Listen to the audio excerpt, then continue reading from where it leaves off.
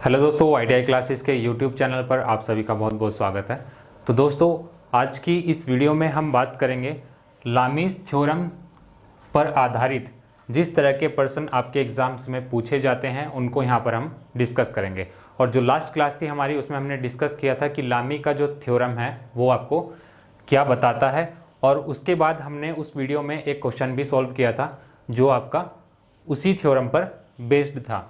तो वीडियो को शुरू करने से पहले मैं आपको बता दूं, यदि आप चैनल पर पहली बार आए हैं तो प्लीज़ चैनल को सब्सक्राइब कीजिए और साथ में बेल आइकन को जरूर प्रेस कीजिए ताकि हमारी वीडियोस का नोटिफिकेशन आप तक पहुंचता रहे। तो क्वेश्चन मैंने पहले से ही लिखा हुआ है, इसी तरह के क्वेश्चंस आपके एग्जाम्स में पूछे जाएंगे। और यहाँ से एक क्वेश्चन आपका हर बार पूछा जाता है, आपको फिगर भी देगा साथ में ताकि आपको और भी आसानी हो जाए। तो क्वेश्चन को शुरू करते हैं। क्वेश्चन है आपका कि एक 5 किलोग्राम की स्टील बॉल को दो तंतुओं की सहायता से लटकाया जाता है तो 60 डिग्री तथा छत से 30 डिग्री का कोण बनाता है, तो तंतुओं के क्रियान्वित बलों का मान होगा। देखिए आपके पास में ये कोई छत है AB, यहाँ से आपकी दो रस्सियाँ बंधी हुई हैं और ये किसी पॉइंट O पर आकर मिलती हैं। अब जो आपका O पॉइंट है, यहाँ से आपकी एक स्टील की बॉल लटकाई गई है जिसका भार आपको दे रखा है 5 किलोग्राम। अब क्या होगा, यदि ये रस्सियाँ आपकी यहाँ पर फिक्स हैं ऊपर और ये आपको O पॉइंट पर मिली, तो जब आप यहाँ पर भार लटका देंगे तो क्या होगा, उन दोनों रस्सियों में क्या होगी, टेंशन हो जाएगी। टेंशन की वैल्यू आपको नहीं गिवन है, हमने मान लिया कि इस रस्सी में जो है आपकी टेंशन कितनी है, T1 है, और इसमें जो आपकी टेंशन है वो T2 है।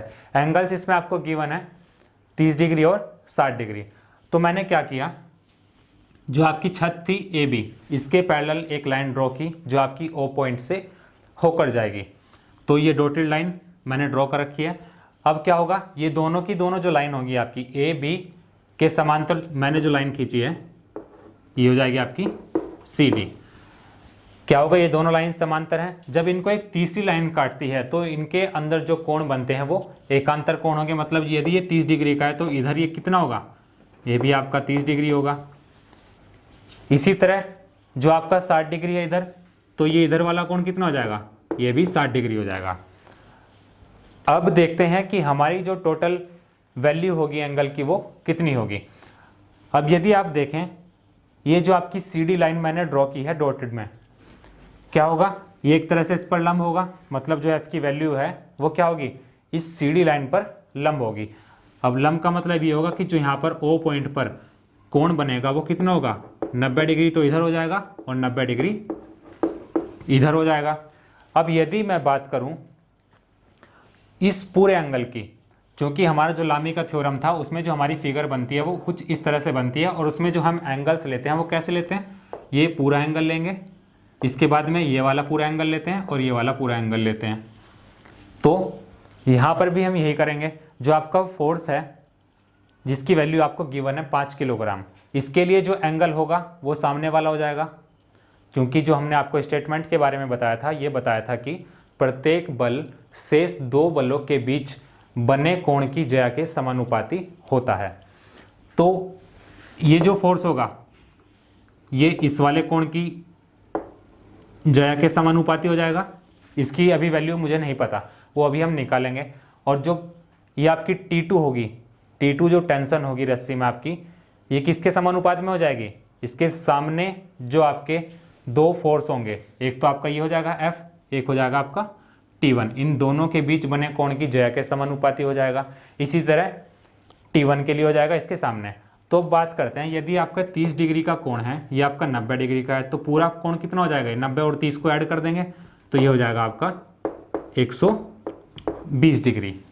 इसी तरह मैं बात करूं कि यदि ये कोण आपका 60 डिग्री है, ये आपका 90 डिग्री है, तो पूरा एंगल कितना हो जाएगा, ये आपका 90 + 60 हो जाएगा, ये हो जाएगा आपका 150 डिग्री। अब यदि मैं देखूं कि ये मेरा बचा हुआ कोण कितना होगा, अब आप जानते हैं कि किसी वृत्त के केंद्र पर बना जो कोण होता है वो कितना होता है, 360 डिग्री का होता है। अब मुझे चाहिए ये वाला कोण, बाकी मुझे दोनों कोण पता चल गए यहाँ से कि यहाँ से लेकर यहाँ तक तो 120 है, यहाँ से लेकर यहाँ तक कितना 150 है। तो 360 में से यदि मैं इन दोनों को जोड़कर घटा दूं तो मुझे ये मिल जाएगा। अब जब आप इन दोनों को जोड़ोगे और 360 में से घटाओगे तो कितना मिल जाएगा, ये 90 डिग्री। इसके बाद हमारा जो क्वेश्चन होगा वो और भी आसान हो जाएगा। सिर्फ इसमें एंगल्स का ही खेल है। यदि आपने यहाँ से इतना कर लिया उसके बाद आपको कुछ नहीं करना होता, सिर्फ वैल्यूज फाइंड आउट करनी होती है। और एग्जाम्स में आपको ज़्यादातर फिगर दिया जाएगा, उसके बाद आप फिगर में ही उसको सॉल्व कर सकते हैं। जैसे अब हम बात करते हैं जो उसका थ्योरम था वो क्या कहता है आपको कि P अपॉन साइन अल्फा बराबर Q अपॉन साइन अल्फा 2, ये आपका अल्फा 1 है, ये अल्फा 2 बराबर R अपॉन साइन अल्फा 3। अब देखते हैं P की जगह हमारा क्या है, T1 है, तो P की जगह मैं रखूंगा T1 अपॉन साइन अल्फा 1 की वैल्यू कितनी हो जाएगी, T1 के जो सामने कोण बना कितना है 150 डिग्री, तो ये हो जाएगा आपका साइन 150 डिग्री बराबर Q की जगह क्या रखेंगे T2 रखेंगे, और T2 अपॉन कितना हो जाएगा, T2 के सामने जो कोण बनेगा कितना हो जाएगा ये 120 डिग्री, तो ये हो जाएगा आपका साइन 120 डिग्री बराबर R upon sine alpha 3। R की वैल्यू मतलब जो तीसरा फोर्स है उसकी वैल्यू आपको गिवन है, तो यहाँ रखेंगे हम 5 बटे कितना हो जाएगा ये, इसके सामने जो कोण है 90 डिग्री, तो ये जाएगा आपका साइन 90 डिग्री। अब यदि मैं इस वाली टर्म को देखूं, साइन 90 का मान आपको पता होगा, साइन 90 आपका कितना होता है 1 होता है, तो जब आप 5 को 1 से भाग करेंगे तो कितना आ जाएगा 5 ही आ जाएगा। तो जैसे हमने वहाँ पे आपको बताया था, जो हमारी लास्ट वीडियो थी उसमें हमने कोई क्वेश्चन किया था, उसमें हम दोनों टर्म्स को जिनकी हमें वैल्यू निकालनी है उसको तीसरी वाली के बराबर कर देते हैं। तो एक बार हम इस वाली टर्म को 5 के बराबर करेंगे और दूसरी बार में इसको 5 के बराबर करेंगे, तो हमें T1 और T2 की वैल्यू यहाँ से पता लग जाएगी। तो एक बार इसको बराबर करेंगे तो क्या हो जाएगा ये T1 अपॉन साइन, यदि मुझे इसकी वैल्यू नहीं पता तो मैं इसको किस तरह से लिख सकता हूँ, इसको ब्रेक करके लिख सकता हूँ 90 प्लस 60 साइन 90 प्लस 60। यदि आप इन दोनों को जोड़ोगे तो क्या मिलेगा आपको 185 मिलेगा। अब मैंने क्या किया, इसको इस तरह से लिख लिया ब्रेक करके कि साइन 90 प्लस 60 ये बराबर हो जाएगा आपके किसके 5 के बराबर हो जाएगा। 5 बटा 1 कर लो, तो जब आप यहाँ से क्रॉस मल्टीप्लाई करेंगे तो आपके लिए ईजी हो जाएगा। तो जब 1 की गुणा करेंगे T1 में तो T1 बराबर कितना हो जाएगा आपका, T1 बराबर 5 गुणा, अब ये क्या है आपका sine 90 plus theta. Sine 90 plus theta का मतलब ये हुआ, जब आपने क्वाड्रेंट पढ़े होंगे, ये क्या होता है आपका, ये आपका 0 होता है, ये आपका 90 डिग्री होता है, ये आपका 180 डिग्री होता है, ये आपका 270 डिग्री होता है। वापस जब यहाँ पर पहुँचेंगे तो कितना हो जाएगा 360 डिग्री।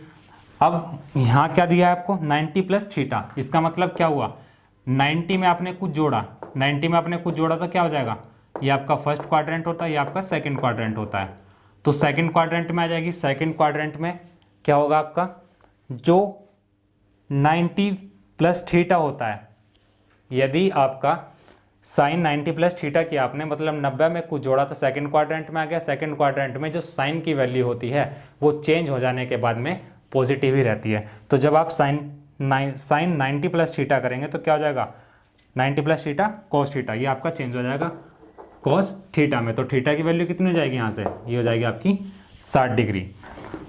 तो ये हो जाएगा आपका यहाँ से T1 बराबर 5 गुणा कोस 60 का मान आपको पता होना चाहिए वो कितना होता है 1/2। तो आप यहाँ से इसको सॉल्व कर लेंगे, ये आपका आ जाएगा T1 किस चीज़ में, किलोग्राम में ही आ जाएगा, क्योंकि आपका जो फोर्स गिवन है वो किलोग्राम में आपको दे रखा है। इसके बाद हम बात करते हैं सेकंड टर्म की। सेकंड टर्म को किसके बराबर करेंगे 5 के बराबर करेंगे, तो ये हो जाएगा आपका T2 अपॉन साइन 120 है, तो इसको भी ब्रेक कर लेंगे 90 प्लस थीटा में, तो साइन 90 प्लस 30 कर सकता हूँ मैं इसको, ये बराबर हो जाएगा आपका 5/1 के, क्रॉस मल्टीप्लाई करेंगे तो यहाँ से आपकी T2 की वैल्यू निकल जाएगी। T2 बराबर क्या हो जाएगा, अब ये भी क्या है आपका सेकंड क्वाड्रेंट में आ जाएगा, मतलब 90 में यदि आप कुछ जोड़ेंगे तो वो किस में आ जाएगा सेकंड क्वाड्रेंट में आ जाता है, और इस पर आपकी वैल्यू चेंज हो जाती है। तो साइन 90 प्लस थीटा करेंगे तो ये हो जाएगा आपका 5 की गुणा करनी है इसमें, 5 गुणा कोस थीटा, थीटा की वैल्यू क्या है 30 डिग्री।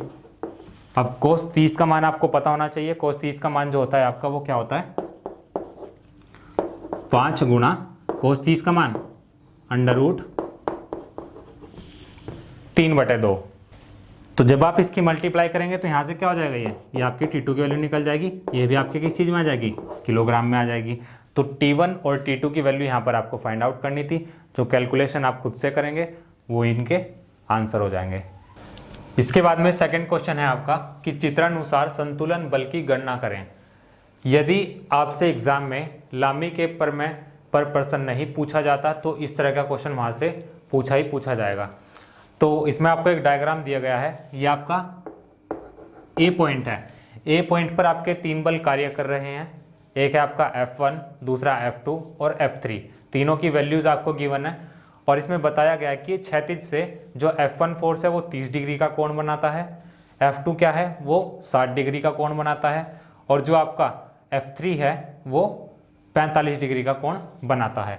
तो रिजोल्यूशन ऑफ फोर्स में हमने बात की थी कि जो आपका रिजल्टेंट फोर्स होता है हम उसमें क्या करते हैं, कंपोनेंट्स को ब्रेक कर देते हैं। मतलब जो आपका गिवन फोर्स होगा उसके कंपोनेंट्स कर देंगे। कंपोनेंट्स में हम कौन से कंसिडर करते हैं, आप उसके 2 मेन कंपोनेंट्स को कंसिडर करेंगे, एक होगा आपका हॉरिजॉन्टल और दूसरा होगा आपका वर्टिकल। तो दोनों कंपोनेंट्स हो जाएंगे। तो क्या करते हैं, सबसे पहले हम बात करेंगे F1 फोर्स की। मैं इसका एक डायग्राम अलग से बना लेता हूं कि जैसे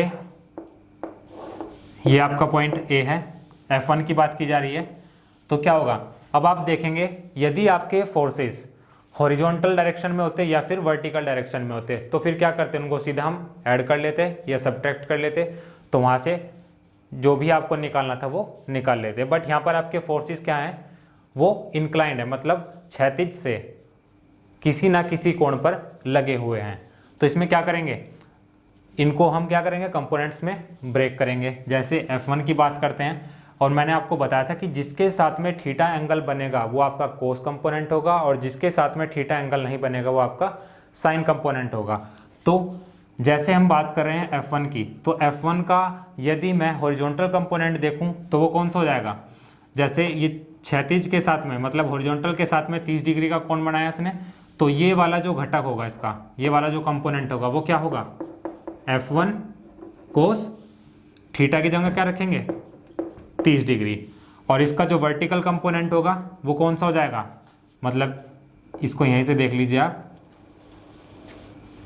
क्या होगा, इसके साथ में कोई एंगल नहीं है तो क्या हो जाएगा F1 का, ये हो जाएगा F1 साइन 30 डिग्री। तो ये तो बात हुई आपके F1 फोर्स की। इसी तरह F2 की बात करते हैं। अब यहां भी क्या है, आपका क्षैतिज से कितने डिग्री के कोण पर है, 60 डिग्री के कोण पर। तो क्या करेंगे, इसके भी कंपोनेंट ब्रेक करेंगे। तो F2 जो है आपका, इसका जो आपका हॉरिजॉन्टल कंपोनेंट होगा वो क्या हो जाएगा, F2 cos 60 डिग्री और इसका जो वर्टिकल कंपोनेंट होगा वो क्या हो जाएगा आपका F2 साइन 60 डिग्री। इसके बाद में बात आती है F3 की। तो F3 के लिए हम क्या करेंगे, ये भी क्या है, क्षैतिज से 45 डिग्री का कोण पर लगा हुआ है। तो क्या होगा, इसका जो हॉरिजॉन्टल कंपोनेंट होगा वो क्या हो जाएगा आपका F3 कोस 45 डिग्री और इसका जो वर्टिकल कंपोनेंट होगा वो क्या हो जाएगा आपका F3 साइन 45 डिग्री। इतना करने के बाद अब हम क्या करेंगे, पहले हम जोड़ेंगे जितने भी आपके हॉरिजॉन्टल फोर्सेस हैं उनको जोड़ेंगे, उसके बाद क्या करेंगे, वर्टिकल कंपोनेंट्स को लेंगे उनको जोड़ेंगे या घटाएंगे, जो भी करना है उसके हिसाब से करेंगे। तो पहले हम ऐड करते हैं हॉरिजॉन्टल जितने भी फोर्सेस हैं।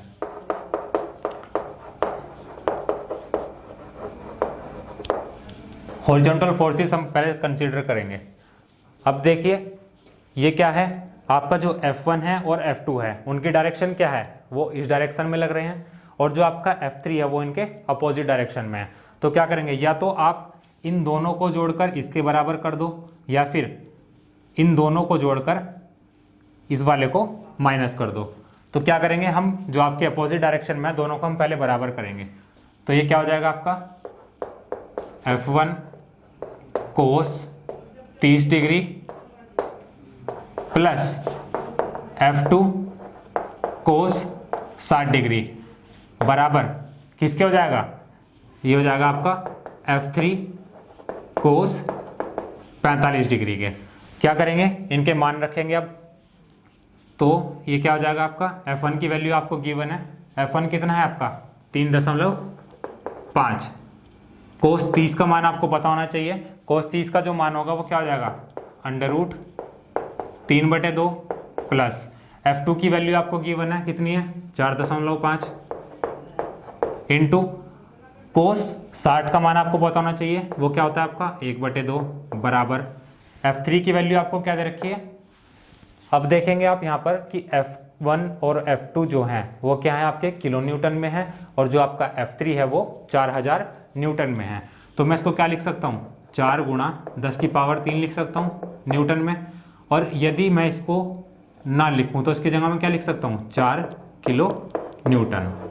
तो 4000 को मैंने क्या लिखा, अगर मुझे किलो न्यूटन में लिखना हो तो 4 किलो न्यूटन। तो ये हो जाएगा आपका 4 गुणा कोस 45 का मान 1/√2। अब क्या करेंगे, इसको सिंप्लीफाई करेंगे, इनकी मल्टीप्लाई करेंगे प्लस इनकी मल्टीप्लाई करेंगे, और ये जो आपकी इधर वैल्यू बराबर से इधर प्लस में है इधर आएगी तो क्या हो जाएगी माइनस में हो जाएगी, और बराबर किसके हो जाएगा ये 0 के हो जाएगा। तो यहां से क्या करेंगे हम इसको सोल्व करेंगे, ये आपका लगभग 1.74 किलो न्यूटन के आसपास आएगा। मतलब जो आपका हॉरिजॉन्टल में टोटल फोर्स होगा उसकी वैल्यू कितनी होगी 1.74 किलो न्यूटन। इसके बाद अब बात आती है आपकी वर्टिकल फोर्सेस की, मतलब ऊर्ध्वाधर दिशा में जितने भी फोर्सेस आपके लग रहे हैं।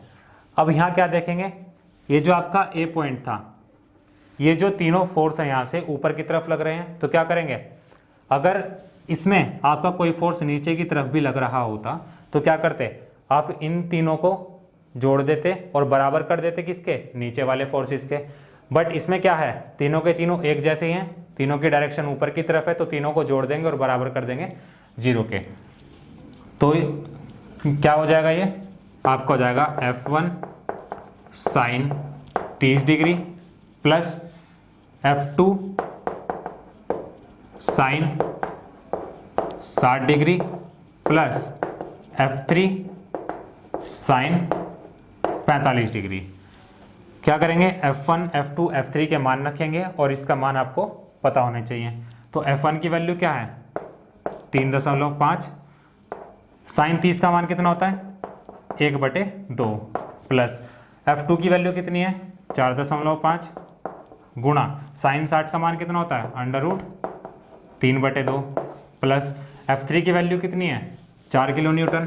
तो ये हो जाएगा आपका 4 गुणा साइन 45 कितना होता है 1/√2। जब आप इसको सिंप्लीफाई करेंगे तो यहाँ से ही आपका आ जाएगा लगभग ये हो जाएगा आपका 8.80 किलो न्यूटन। अब निकालना क्या है इसमें, रिजल्टेंट फोर्स निकालना, मतलब संतुलन की अवस्था में जो आपका टोटल फोर्स होगा उसको निकालना। तो क्या करेंगे रिजल्टेंट फोर्स कहेंगे, तो ये आपका क्या हो जाएगा रिजल्टेंट फोर्स।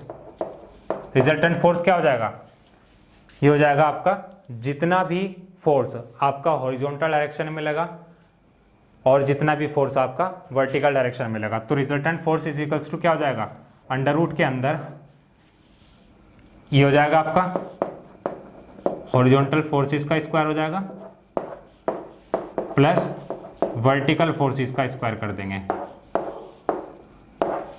तो इनकी वैल्यू जो आप निकालेंगे वही रखेंगे यहाँ पर। तो ये हो जाएगा आपका 1.74 का स्क्वायर प्लस ये आपका हो जाएगा 8.80 का होल स्क्वायर और इस पूरे का अंडर रूट। जब आप इसको सॉल्व करेंगे ये आपके पास में लगभग 9 किलो न्यूटन के आसपास आएगा। एग्जैक्ट आंसर आप यहाँ से कैलकुलेशन करके निकाल सकते हैं। तो यही इसमें हमें निकालना था। एक बार फिर से समझते हैं क्या था, आपका ए पॉइंट था, इस पर आपके 3 बल एक्ट कर रहे थे। तो F1 F2 और F3 तीनों की वैल्यू आपको गिवन थी। तीनों के जो कोण थे हॉरिजॉन्टल से वो आपको दिए गए थे। F1 के लिए था आपका 30 डिग्री, F2 के लिए था आपका 60 डिग्री और F3 के लिए था आपका 45 डिग्री। तो रिजोल्यूशन ऑफ फोर्सेस में हम क्या करते हैं, जो आपका गिवन फोर्स होता है उसको कंपोनेंट्स में ब्रेक कर लेते हैं।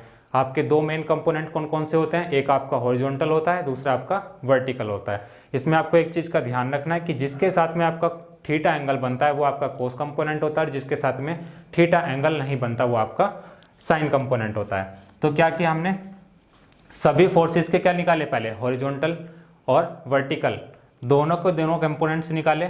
उसके बाद क्या किया, पहले हमने टोटल हॉरिजॉन्टल फोर्स निकाला, उसके बाद में हमने सेकंड कंडीशन में क्या किया, ये जितने आपके वर्टिकल डायरेक्शन में फोर्स लग रहे थे उन सबको सिंप्लीफाई कर लिया, और वहां से रिजल्टेंट निकालने के लिए क्या करते हैं, हॉरिजॉन्टल फोर्सेस का स्क्वायर प्लस वर्टिकल फोर्सेस का स्क्वायर और इसका पूरे का अंडर रूट वैल्यू पुट करेंगे, और यहाँ से फाइनली जो आपका आंसर मिलेगा वो आपका आंसर होगा।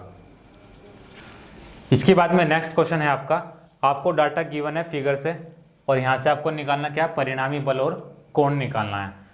तो ये क्वेश्चन भी आपका जो इससे पहले क्वेश्चन किया उसी की तरह है, बट आपको ध्यान एक चीज का रखना है कि जो फोर्सेस आपके हॉरिजॉन्टल और वर्टिकल डायरेक्शन में लगे होंगे वो तो आपके एज इट इज रहेंगे, और जो आपके क्षैतिज से या फिर जो आपका वर्टिकल है मतलब ऊर्ध्वाधर से किसी कोण पर होंगे, किसी कोण पर लग रहे होंगे। जैसे आपका ये फोर्स है 80 न्यूटन का, ये आपका जो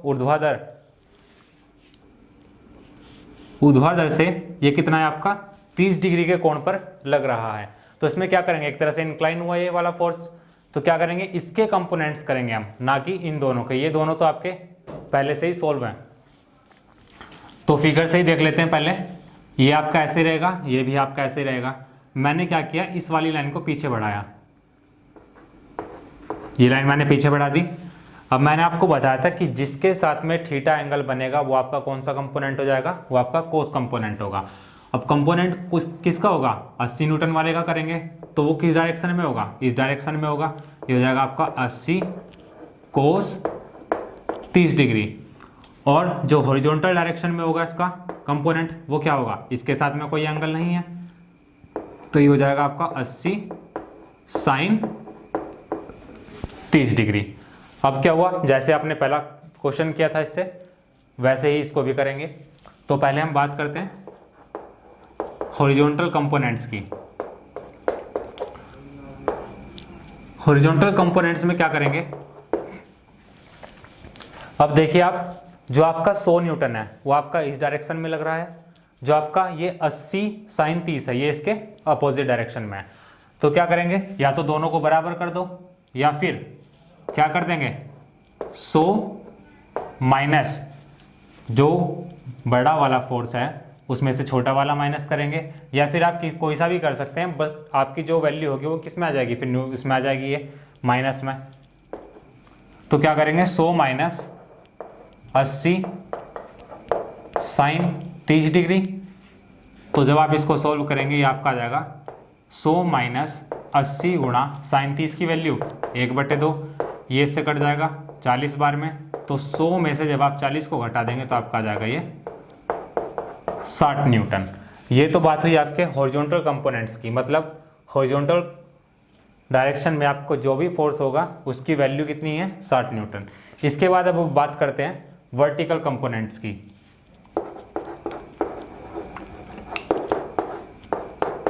अब वर्टिकल कंपोनेंट्स में कौन कौन से हैं, आपका 75 न्यूटन तो ऊपर की तरफ पहले से ही है, बाकी जो आपका 80 न्यूटन होगा इसका जो कोस कंपोनेंट है वो भी ऊपर की तरफ है। तो क्या करेंगे, दोनों को ऐड कर देंगे।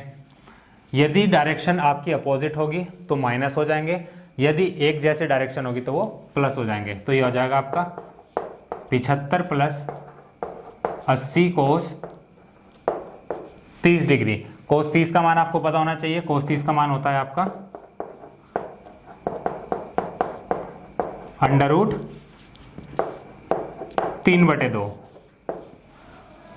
इसके बाद क्या करेंगे, इसको सॉल्व करेंगे यहाँ से, ये आपका 40 बार कट जाएगा, 40 की गुणा करेंगे अंडर रूट 3 में, या फिर अंडर रूट 3 की वैल्यू आपको दे रखी होगी पहले से 1.732 नहीं गिवन होगी, तो क्या करेंगे, इसकी जगह इसको रखेंगे और 40 से इसमें गुणा कर देंगे।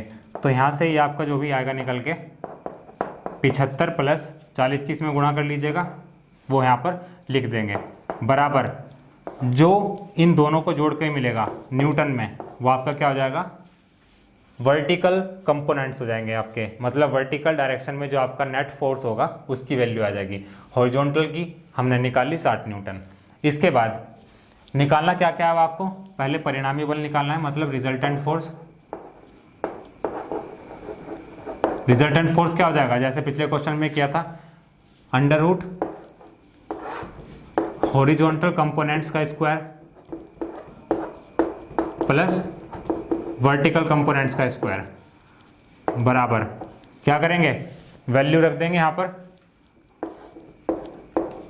चूंकि हमने एक निकाल लिया तो ये क्या है आपका 60, तो 60 का स्क्वायर हो जाएगा प्लस बाकी आपका जो भी आएगा, मैंने मान लिया कि आपकी जो वैल्यू आई यहाँ से ये आ गई x, तो x का स्क्वायर कर देंगे और इसका पूरे का अंडर रूट।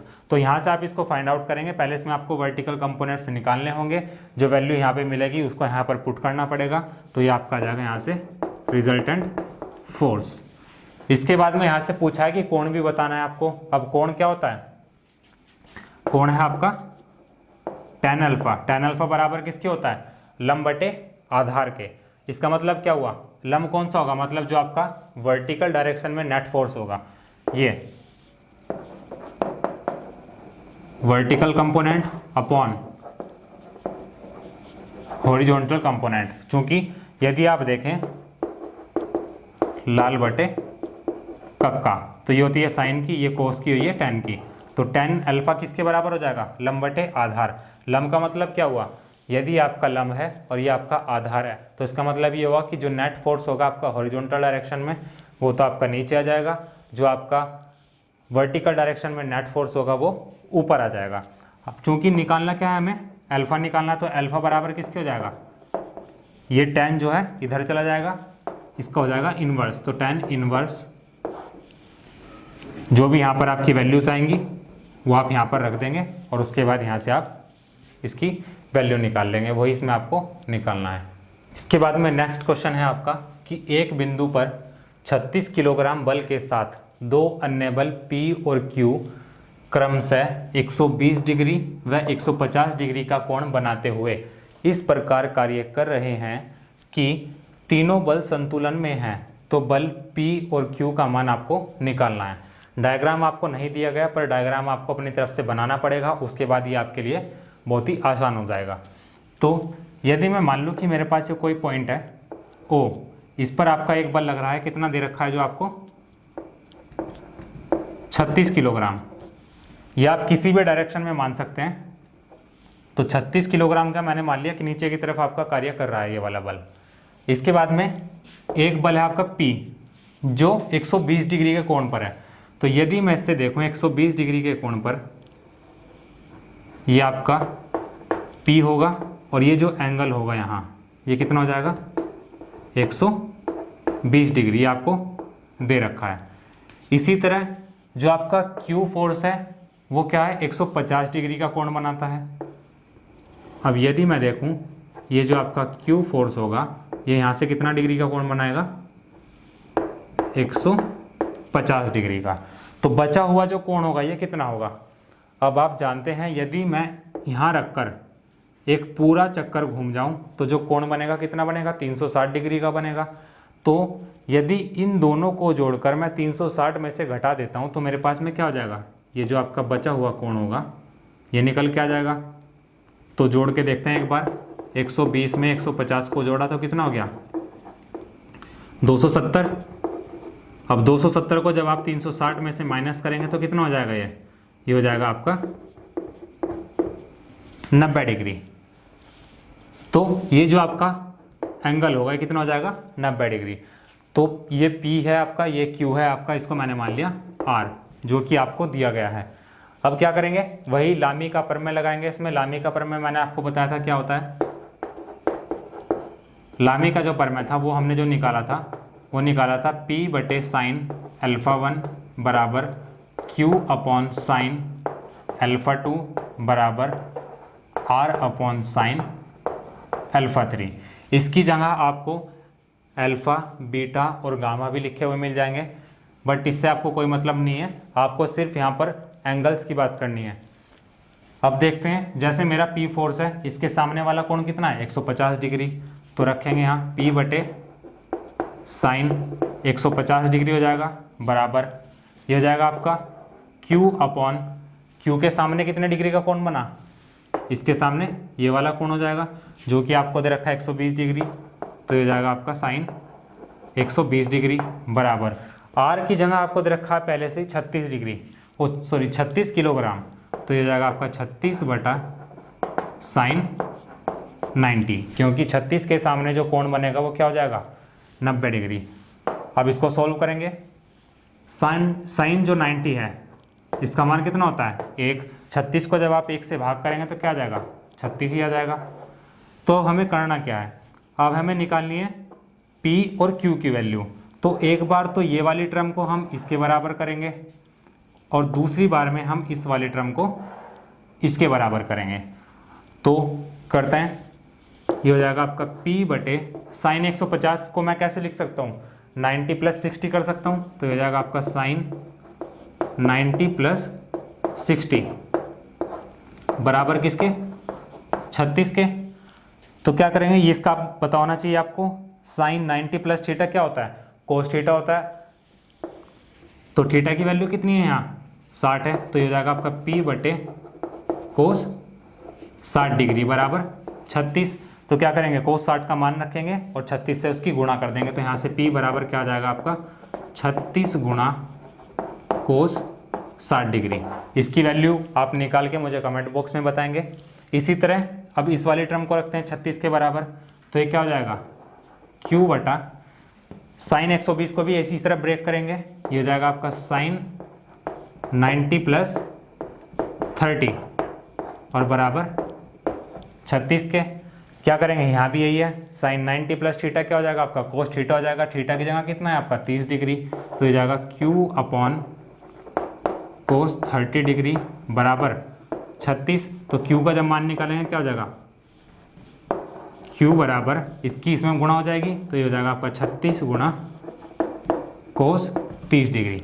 कोस 30 का मान यहाँ पर रखेंगे, 36 से गुणा कर देंगे, जो भी आएगा वो क्या हो जाएगा Q की वैल्यू हो जाएगी, किस चीज़ में आएगी वो किलोग्राम में। अब P और Q की दोनों की आप वैल्यू निकालेंगे, उसके बाद कमेंट बॉक्स में मुझे बताएंगे कि आपका आंसर क्या आया। तो इसी तरह के क्वेश्चंस आपसे एग्जाम्स में पूछे जाते हैं, एक बार इनकी प्रैक्टिस कीजिएगा और जब हमारा चैप्टर ख़त्म हो जाएगा, जो हमारी लास्ट की वीडियो होगी उसमें हम वही प्रश्न को हल करेंगे जो आपके एग्जाम्स में पूछे जा चुके हैं। तो दोस्तों आज की वीडियो में सिर्फ इतना ही और नेक्स्ट वीडियो में हम बात करेंगे इसी टॉपिक के बारे में।